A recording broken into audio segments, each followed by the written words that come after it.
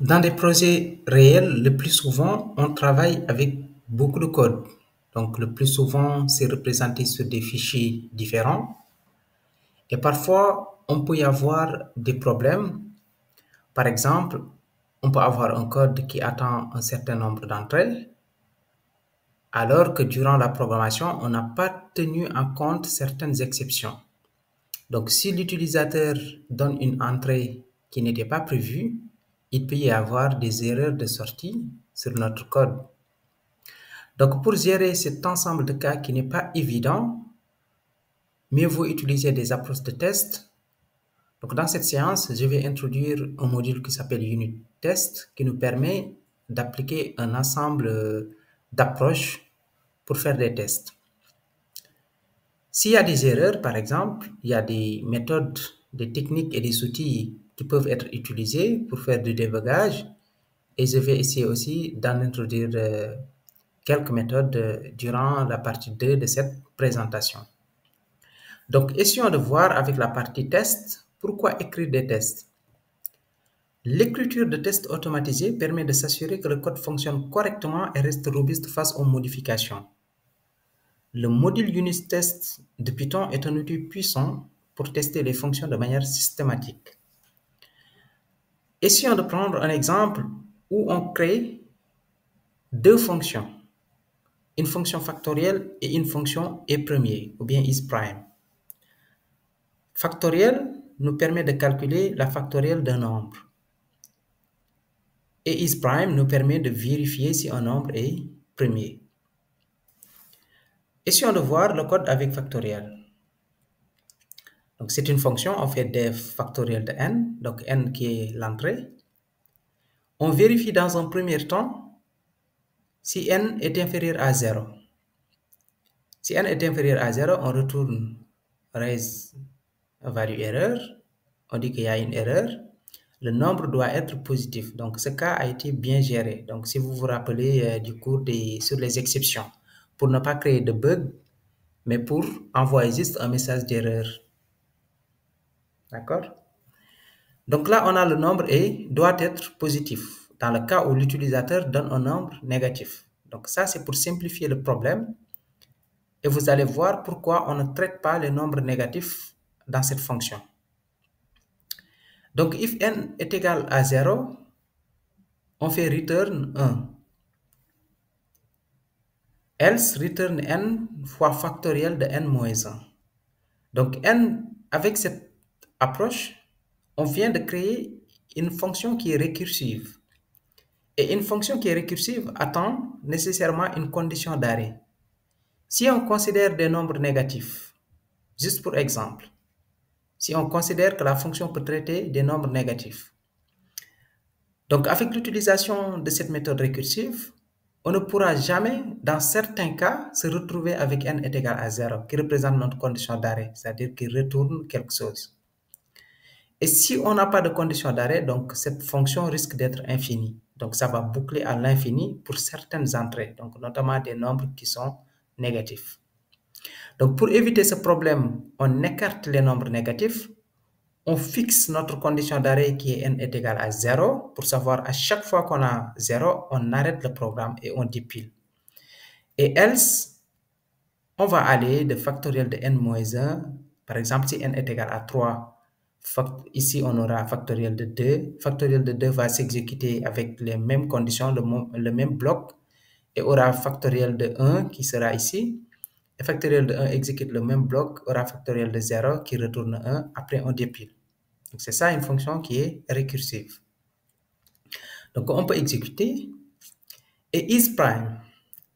Donc pour le isPrime, c'est-à-dire e-premier, on peut considérer un nombre est dit premier si et seulement si le nombre est positif d'abord, c'est ce qu'on considère, et il est divisible que par deux nombres, c'est-à-dire 1 et lui-même.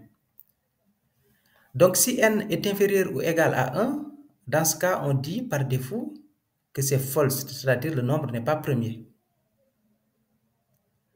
Et dans le cas contraire, on va exécuter la boucle for. Et si on exécute la boucle for, comment ça va marcher? Donc, on va supposer, d'abord, j'explique un peu, on utilise le range, donc on part à partir de 2. Parce que pourquoi 2? Parce qu'on sait déjà que le nombre ne peut pas être égal à 1. Parce que si c'est égal à 1, on retourne déjà false. Donc, ça commence par 2. Et si on commence par 2, on va aller jusqu'à int de n puissance 0,5. Donc, pour parler ici de la racine carrée de n plus 1. Pourquoi on boucle de 2 jusqu'à la racine carrée de n plus 1? C'est juste une approche mathématique en fait pour diminuer la complexité du problème, c'est-à-dire diminuer le nombre d'itérations qu'on va faire. Parce qu'à un certain moment, ce ne serait pas intéressant de continuer. Vous allez voir pourquoi. Notre objectif dans la boucle, c'est de faire quoi? C'est à chaque fois, on va prendre un nombre, on le divise par n et on vérifie si le reste de la division est égal à 0. Si c'est égal à 0, donc le nombre est divisible par un autre nombre qui n'est ni 1 ni lui-même, donc le nombre n'est pas premier. Mais ces nombres qui sont divisibles par un nombre n se trouvent entre la position 2 et racine de n, racine de n. Donc ici, on rajoute plus 1 pour avoir, si donne la partie entière, donc pour avoir plus 1, de prendre la borne. Donc si on prend le nombre, les nombres qui sont entre 2 et racine de n plus 1, si on ne trouve pas de diviseur, mieux vaut s'arrêter. Même si on continue, on ne va pas trouver un diviseur de ce nombre. Et si on a déjà trouvé ce diviseur, donc on peut s'arrêter aussi. Donc l'ensemble des diviseurs pour faire le test se trouve entre la plage 2 et racine de n, donc avec le plus 1 qui est rajouté ici. Donc cette approche, c'est juste pour simplifier le problème. Donc mathématiquement parlant, ça va être quoi? Ça va être la racine carrée de n est utilisée pour limiter le nombre de vérifications, car un facteur de n ne peut être supérieur à sa racine carrée sans que l'autre facteur soit plus petit. Donc si on applique ça, donc on vient de créer notre fonction isPrime. Et pour illustrer ce que j'ai dans le range, donc là j'ai pris n est égal à 100. Et vous pouvez voir, on est entre 2 et 10. Donc si on ne trouve pas de diviseur entre 2 et 10 pour 100, mieux vaut ne pas continuer. Donc là on aura 2 qui est diviseur, voilà. Donc on peut s'arrêter avec le return false. Donc, écriture de test, utilisons le module unit test. Donc, unit test, on peut l'importer avec import unit test. On peut créer notre classe qui s'appelle test function qui va hériter de la classe test case en utilisant unit test.testCase. Et là, on aura un ensemble de méthodes qu'on va utiliser. Supposons qu'on voudrait faire un ensemble de tests sur notre fonction factorielle. Là, on va définir une méthode qui s'appelle factorielle.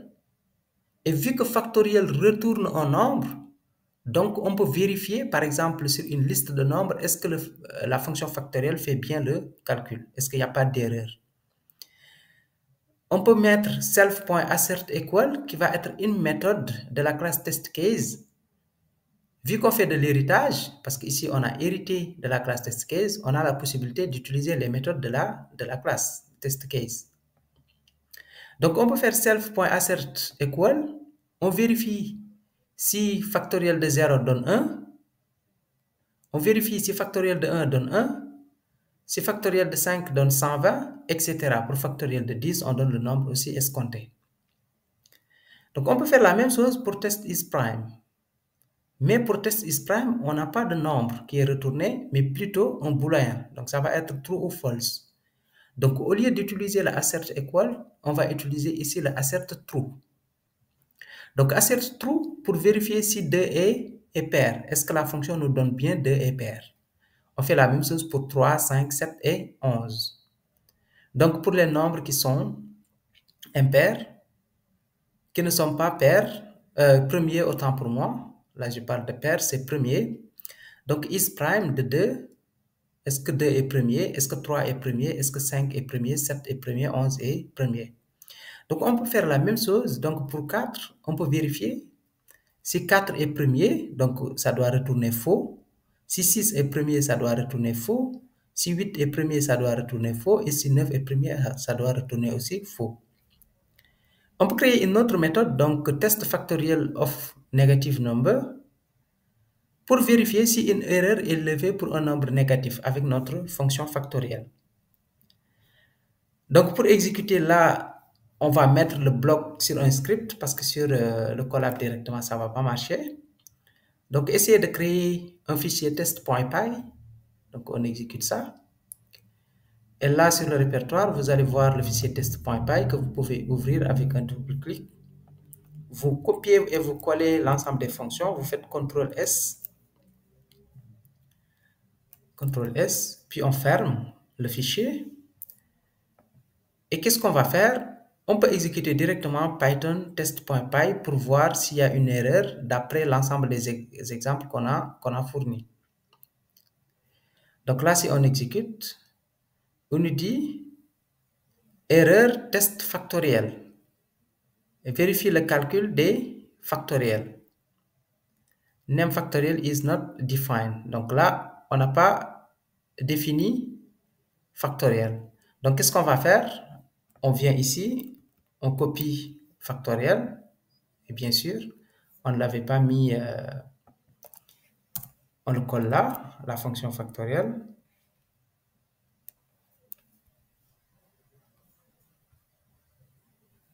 On fait quoi d'autre?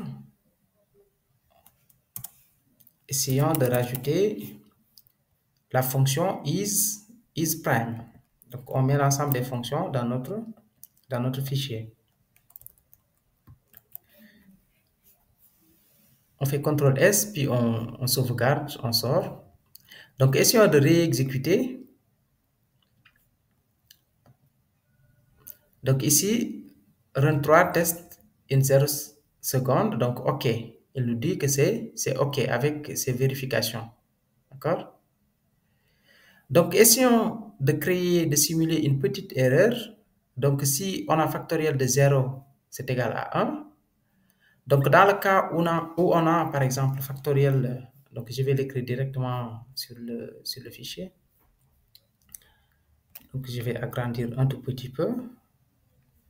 Donc, je viens ici, sur l'ensemble des conditions. Je vais juste dire factoriel de 0 est égal, je m'attends à ce que ce soit 2. Donc, je ferme le fichier. Donc, c'est juste un exemple. Factoriel de 0, c'est 1. Donc, qu'est-ce que je vais faire? Je vais réexécuter Python test.py. Et là, vous pouvez voir directement l'erreur. Test factoriel. Voilà. Vérifier le calcul des factoriels, etc. Donc là, on a assertion erreur 1 différent de 2. Parce que la fonction nous retourne 1. Et moi, je m'attends à ce que ce soit 2. Donc, vous pouvez appliquer un ensemble de tests en utilisant cette approche qui peut être très pertinente. Et suivant le problème, vous allez définir les méthodes qui vous conviennent. Donc, les résultats des tests, c'est ce qu'on attend sur le premier exemple. Donc, il n'y a pas d'erreur avec les asserts qu'on a utilisés. Donc, il n'y a pas de problème. Mais si vous simulez directement un problème, vous pouvez voir l'erreur et qu'est-ce que la fonction a donné en sortie et ce qu'il devrait donner exactement. Donc, pour conclure cette partie de unit test, on peut dire que l'utilisation de cette approche ou bien de ce module permet d'automatiser les tests et d'améliorer la qualité du code. Donc, écrire des tests, c'est un bon réflexe. Il faut toujours y penser pour un code plus robuste et sans surprise. Donc, pour les techniques et outils de débogage, essayons de voir qu'est-ce que le débogage d'abord. Le débogage consiste à identifier, isoler et corriger les erreurs dans un programme afin d'assurer son bon fonctionnement et sa performance optimale. Donc, principale technique de débogage, on peut avoir l'instruction print. Par exemple, on peut le mettre dans des endroits différents de notre code. L'exemple le plus simple. On peut faire de la journalisation, donc avec les loggings, pour générer des logs pour suivre l'exécution du programme. Donc, revue de code, vérification par quelqu'un d'autre pour repérer des erreurs, parce que parfois ça peut être vraiment évident et on ne le voit pas. Donc, une méthode du canard en plastique, donc expliquer le problème à quelqu'un ou à un objet pour clarifier sa pensée. Donc, on peut faire des tests incrémentaux, tests petit à petit chaque partie du code. Donc, en utilisant des prints par exemple.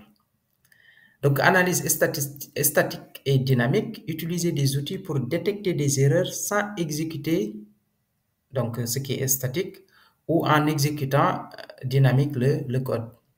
Donc, essayons de voir quelques approches. Donc, ici, je donne la possibilité d'utiliser quelques outils de débugage, donc notamment avec les IDE, tout ce qui est PyCharm, VS Code, donc pour un débugage interactif avec point d'arrêt et inspection des variables. Donc, il y a des débuggeurs comme PDB en Python pour exécuter le code pas à pas pour analyser les erreurs. Donc, outils de profilage pour identifier les goulots d'étanglement en performance. Donc, il y a la possibilité d'utiliser des outils comme Flake 8 et PyLint donc pour détecter des erreurs de syntaxe ou de style. Et aussi utiliser Git, par exemple, pour suivre les modifications et retrouver d'anciennes versions en cas d'erreur sur notre code. Donc aussi utiliser des outils de navigateur. Donc pour un exemple pratique, pour le débugage avec Print, donc là, on peut créer factoriel, d'accord? On utilise une autre approche, donc sans pour autant la version récursive.